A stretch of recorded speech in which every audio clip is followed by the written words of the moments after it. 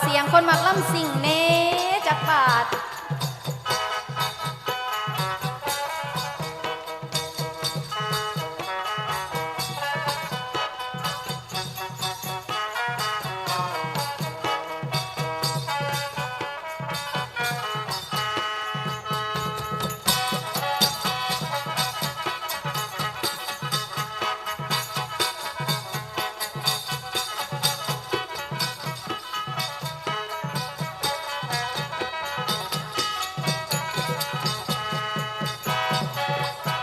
เอาเด้อละนี่ละพ่อเอาเด้อละนี่ละพ่อมาพอแล้วแนวนอหมอลำบ่แม่นหมอนอละแม่นมานำนักลำของเทศเส้นมาแม่ละหมอลำคู่แข่งหมอลำผู้ใส่ขอยานแต่เจ้าละก่อนแก่บ่มีลำมือนี่ไผเก่งไผดีมีก็ลายบอกว่าเก่งย่านยืนเถิงหานมาประสันขาแข่งละซ้ำมันมาแจงแข่งท่าตาเสียงให้ผู้ฟังละเพลินโหเซ็งไผเก่งมีใส่เสียงละไล่กันลงหันพันใส่ยานบ่หันละลำต่อละโอ้ยเด้อน้ออายเอ้ยเด้อชะเอ้ยเด้อใจเด้อเด้อใจเด้อเด้อใจเด้อ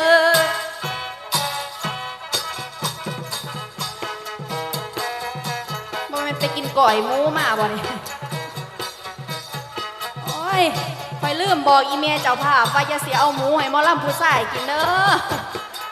บ่าหมูเราคืนแต่บัดนี้ไผสิหาพิษ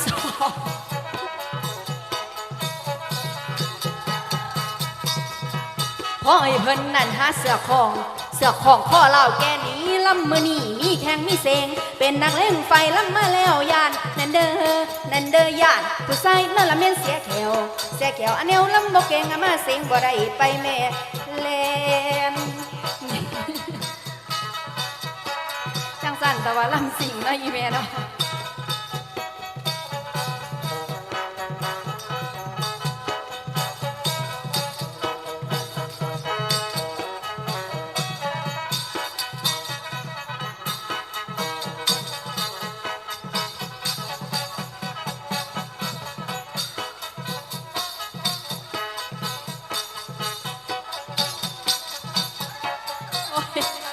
ก่อนจะสีกระได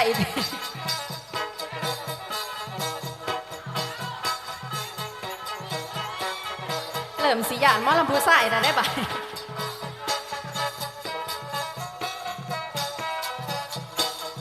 อันนี้วันละ20 บาทนะ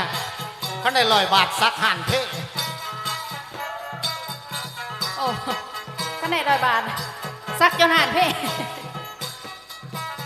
อาสมาพี่ดึกแต่อายแอลดีจังสี่เป็นตาอยากได้ยี่ดอกเนาะโอ้ยคักแต่ว่าแอลดีแนวนี่เป็นตาอยากเอาไปเดาเสียห่างแตนบางเด้จักบาทคือสิแตกทั้งแม่ทั้งลูกเฮ้ย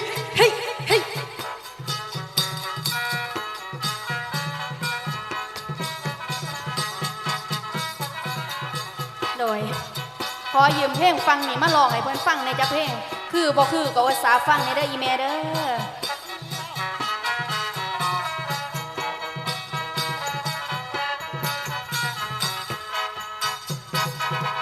หลายใจบ่นอ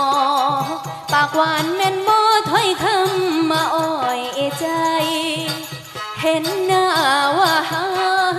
เอิ้นที่รักเอิ้นแฟนของอายและยันบ่ใจเว้าหลายเกี่ยวพาลมสาวไทยบ้านงานนาย่านว่าสิขาดลาดลมอย่ามาตีแถลงลมเกี่ยวพาขึ้นมาโยกไกลสาวบ้านนอกนาประสาซื่อดอกอายและยานมาตัวหัวใจให้ลงคิดน้ำลอง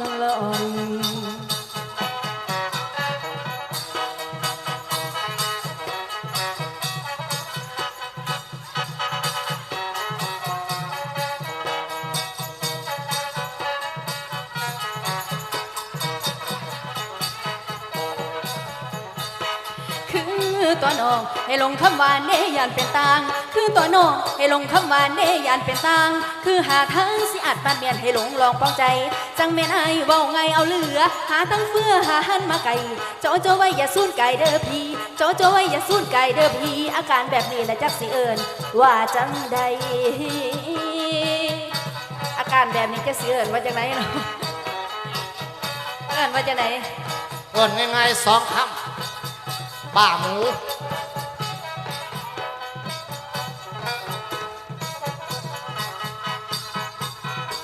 อยากเอิญอายว่าหลายใจ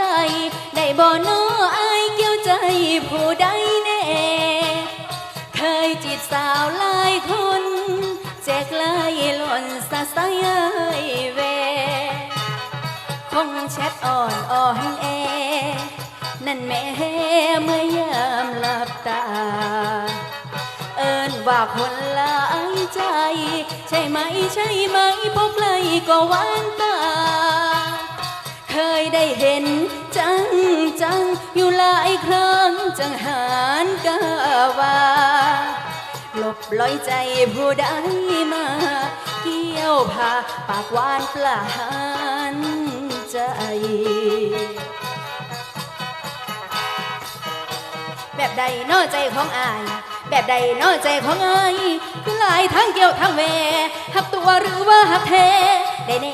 จังไม่จริงอย่าหลงสูญเคียงละท่าใจไม่มันอย่าตัวใจกันละท่ามันไม่ใช่อยากเอิ้นว่าคนหลายใจแท้เดอาย